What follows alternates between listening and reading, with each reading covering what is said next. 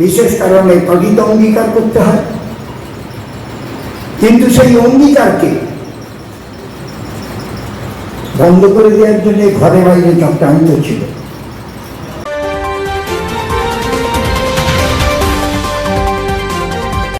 দুপুরের খাবারটা খেয়ে আসার জন্য কিন্তু এলাম, আহ্বায়ক তন্নিশ্চিত সায়ন্তনী পত্রিকা, বর্তমানের সম্পাদক অপূর্ব, খুবই ছোট তখন, খুবই ছোট। আমার মেয়ে মহাশ্বেতা, আমি, শান্তিরঞ্জন চক্রবর্তী, অভিজিৎ হর, এরকম কয়েকজনকে নিয়ে সায়ন্তনী পত্রিকা শুরু করবার মনস্থ। দুঃখের বিষয়, পরে বিশেষ কারণে প্রকৃত অঙ্গীকার করতে হয়, কিন্তু সেই অঙ্গীকারকে বন্ধ করে দেওয়ার জন্য ঘরে বাইরে চক্রান্ত ছিল। কিন্তু একটা চক্রান্ত এমন ভাবে এলো, বাংলাদেশের স্বাধীন নবাব সিরাজউদ্দৌলা যাদেরকে বিশ্বাস করেছিল, মীর জাফর, রায়তুল্লাহ, জগৎ শেখ, উমিচাঁদ, এরা পাশে থেকে দিবা করছি তাকে ভুল বুঝে পত্রিকা থেকে সরে গিয়েছে। কিন্তু আদর্শবাদী একটা মানুষ, আদর্শের সাথে আপোষ তিনি কোনোদিন করেন। অঙ্গীকার শেষ হয়ে গেল, তার জীবনটাও শেষ হয়ে গেল, কিন্তু কোনোদিন আদর্শহীনতার কাছে তিনি তার মাথা নত করেন। যে মানুষগুলোকে নিজের ভাই বলে বুকে জড়িয়ে ধরেছিল, যাদের উপর সব থেকে বেশি নির্ভর করেছিল, যাদের উপর সব থেকে বেশি নির্ভরতা দিয়েছিল, তারা বিনা নোটিশে, বিনা আলোচনায়, বিনা কোথায় চলে গেল। যার আপত্তি নেই, পত্রিকা, লিটিল ম্যাগাজিন আরো হোক, ঘাটাল শহরের যত জনসংখ্যা তত লিটিল ম্যাগাজিন হোক, আমাদের আপত্তি নেই। কিন্তু যার নামের শ্মশানে দাঁড়িয়ে নরকের হাসি হাসবো, মৃত্যু কামনা করবো একটা পত্রিকা, নিজের পথ চলার পথকে মসৃণ করবো,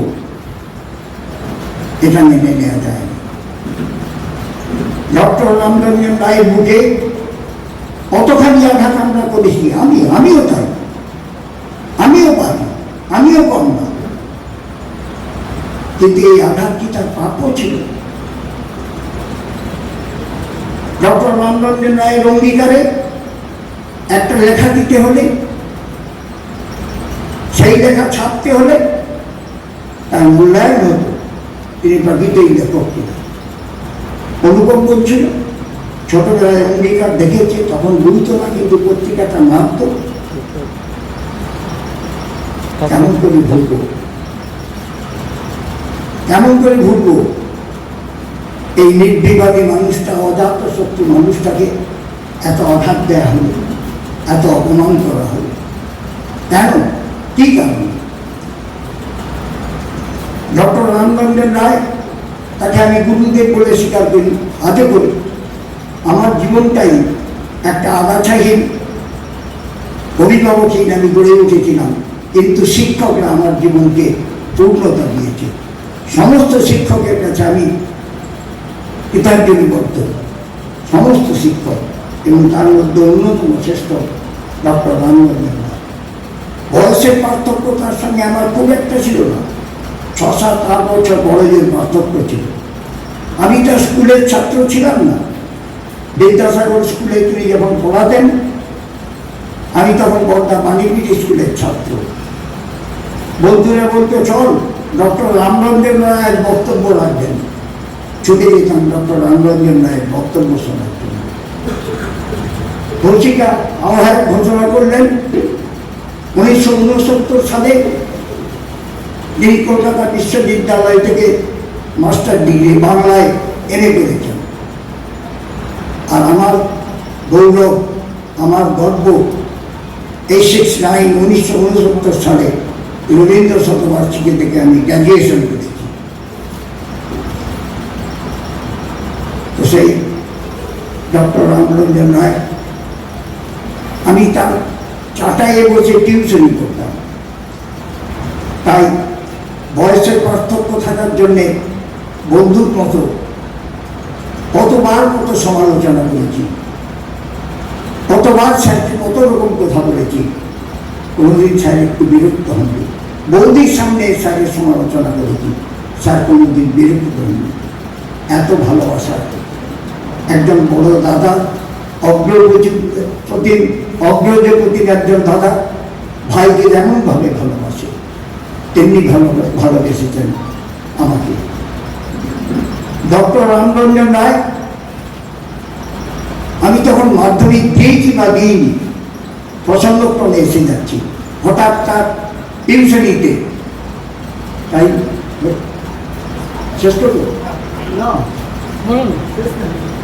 আমাদের বললেন চলো একবার জয়রামবাটি আমার পুকুর বেরিয়ে আসি। তখন এত বাস ছিল না, সাইকেল ছাড়া গতি ছিল না, আর আমি সাইকেল জানতাম না।